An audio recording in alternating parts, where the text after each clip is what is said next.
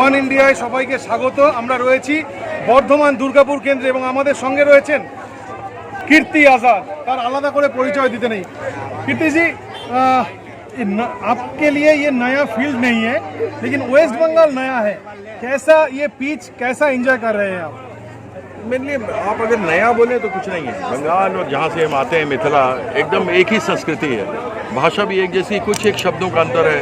बस हम कैच कर लेंगे तो एक दिन में बोलना शुरू कर देंगे, क्योंकि बहुत सारे शब्द एक जैसे हैं।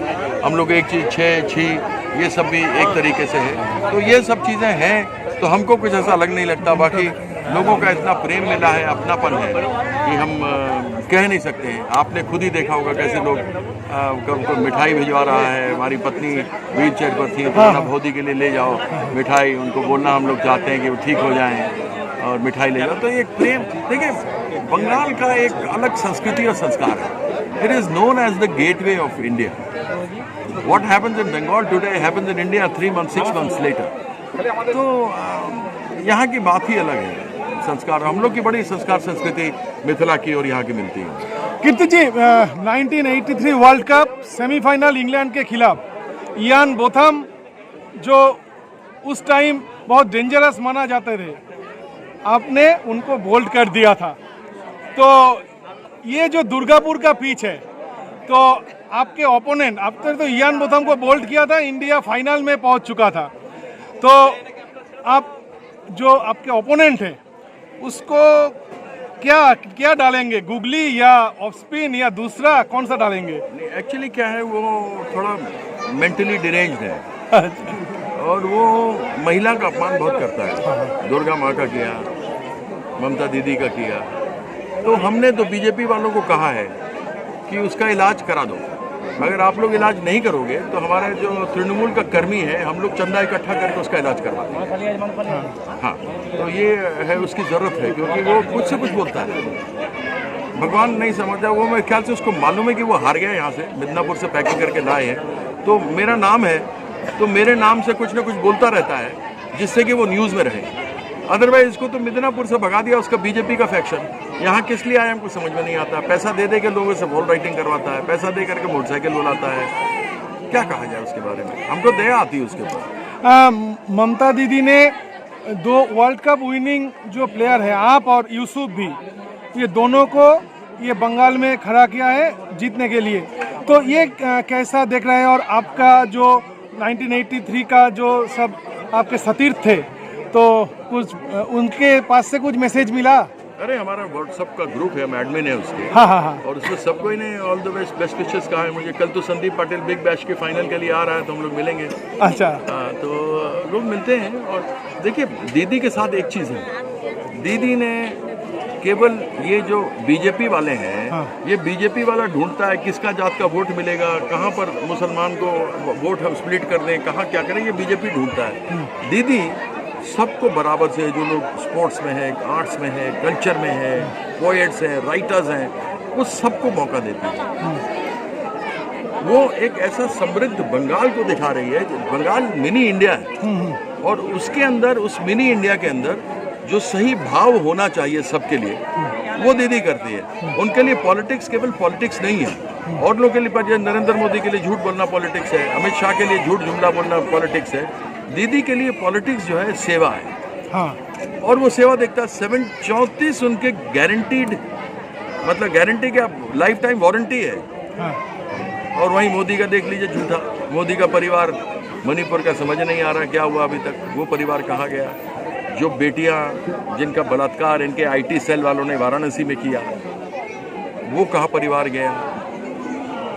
जो उत्तराखंड में, हिमाचल में हुआ था एक लड़की का, आज तक पता नहीं लगा। उसका बाप रो रहा है, अर्जी लेकर जा रहा है, उसके ऊपर कुछ नहीं हो रहा। लखीमपुर खीरी में मार दी गई लड़कियां, जला दी गई।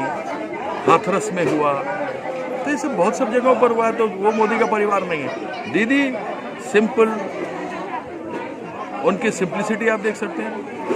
And she is very serious as far as development is concern. और वो बहुत सीरियस हैं कि जो नारी है, देखिए हम लोग सब, आप भी हैं, हम भी हैं, जो हमारे लोग दर्शक देख रहे होंगे, सबको अपनी माँ बहुत प्यारी होती है। ऐसा नहीं कि पिता नहीं होता, लेकिन माँ की छाया में रहना, माँ के द्वारा करना, आज उस माँ के बारे में इतना कुछ दीदी कर रही है, हाँ हाँ तो this is not politics, this is something which comes from with in from and I am telling you, ये आप अभी बाकी जो मुख्यमंत्री है वो भी वैसे ही फॉलो करना शुरू कर रहे हैं। हाँ। आपने बीजेपी को देखा, कांग्रेस भी देखा बहुत साल से, और तृणमूल कांग्रेस में भी आप आए हैं, ये जो डिफरेंसेस हैं, मुख्य जो डिफरेंसेस, वो आपके हिसाब से कौन सा लगा? देखिए, बीजेपी इज द बड़का झूठा पार्टी, झूठ बोलता है। और आपने एक नया नाम भी दिया बीजेपी का, मैंने सुना अभी। हाँ, जुमला पार्टी, जलाओ भारत जलाओ पार्टी, जुमला पार्टी, झूठा पार्टी, भ्रष्टाचार जनता पार्टी, सारे भ्रष्टाचारी इसके बोल रहा ना मोदी कि हम सारा भ्रष्टाचार खत्म करेंगे देश का। तो वो क्या कर रहा है कि सब भ्रष्टाचारी को लेके वॉशिंग मशीन में करके अपने पार्टी में डाल ले रहा है, तो भ्रष्टाचार खत्म हो जा रहा है। बिल्कुल, समझ गए? बिल्कुल। और मतलब ये जो आप यहाँ घूम रहे हैं, हाँ, दो सवाल आप देख रहे हैं, सभी है यहाँ पे, आप बांग्ला भी सीखने वाले हैं, आप बताएं तो क्या क्या काम आप करना चाहेंगे? ये आप तो घूम रहे हैं इधर उधर, देखिए, कौन-कौन सा दीदी ने जो जिस प्रकार से स्टेट के अंदर काम किया है, इट्स एग्जेम्पलरी। और सेंट्रल गवर्नमेंट को मजबूर होकर के 12-12 प्राइजेस दिए उन्होंने, हाँ, दीदी का काम पर। हमारा सबसे पहले लक्ष्य होगा कि 1,60,000 करोड़ जो इस साल का है, जो मोदी जी अपने पॉकेट में रखे हुए, जो बंगाल का हिस्सा है, जीएसटी है, इनकम टैक्स है, कॉर्पोरेट टैक्स होगा, डायरेक्ट टैक्स होगा, इनडायरेक्ट टैक्स होगा, वो हमको वापस लेके आना, जो हमारा हक है। आई मीन, यहाँ तक कि 7,000 करोड़ उन्होंने मनरेगा का नहीं दिया, 100 डे गारंटी, वो भी दीदी ने अपने आप दिया, शी गिव इट। तो वो दीदी दे रही है, वो नहीं चाहते कि बंगाल में रहने वाले लोग किसी तरीके से सफ़र करें। तो हमारा पहला एम तो यही होगा। कुछ एक इश्यूज रेलवे के हैं यहाँ पर, कुछ एक डीएसपी का इशू है जो उखाड़ने उखेड़ने का लेकर के है, तो ये सब इश्यूज आएंगे। अभी तो इलेक्शन है, बिकॉज तो हम कुछ नहीं कह सकते। आई मीन, आफ्टर ऑल आप 3 बार एमपी तो बन नहीं सकते अगर आपने काम न किया हो। And I know how work. बिल्कुल बिल्कुल। और मेरा आखिरी सवाल, आपका क्रिकेट का विश्लेषण भी हम सुनते हैं। एक हुआ था, कुछ आया था कि जैसा ने चाहते थे कि विराट कोहली को T20 वर्ल्ड कप जो टीम होगा उसमें शामिल नहीं किया जाना है, और रोहित ने बोला कि विराट को चाहिए। आप ये कैसे देख रहे हैं, ये टोटल जो चल रहा है? जय शाह जो है ना, बकलोल है।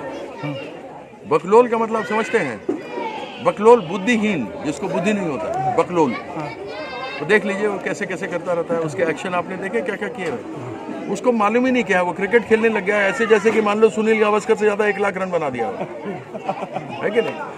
उसके जैसा बाप वैसा बेटा, दोनों अनपढ़, दोनों को कुछ नहीं मालूम, बैठ गया है तो है। अब ये बोलते हैं वंशवाद, तो वंशवाद इसके बारे में बताया जय शाह, इससे बढ़िया वंशवाद का उदाहरण और क्या हो सकता है? बिल्कुल, बिल्कुल। और वो विराट कोहली के बारे में बोले, कितनी शर्म की बात। वो डिस्ट्रिक्ट के प्लेयर के बारे में भी कह दे, बहुत बड़ी, वो उसके लिए बहुत बड़ी बात। और আমাদের সঙ্গে রয়েছেন এখানকার বিধায়ক নিশীথ মালিক।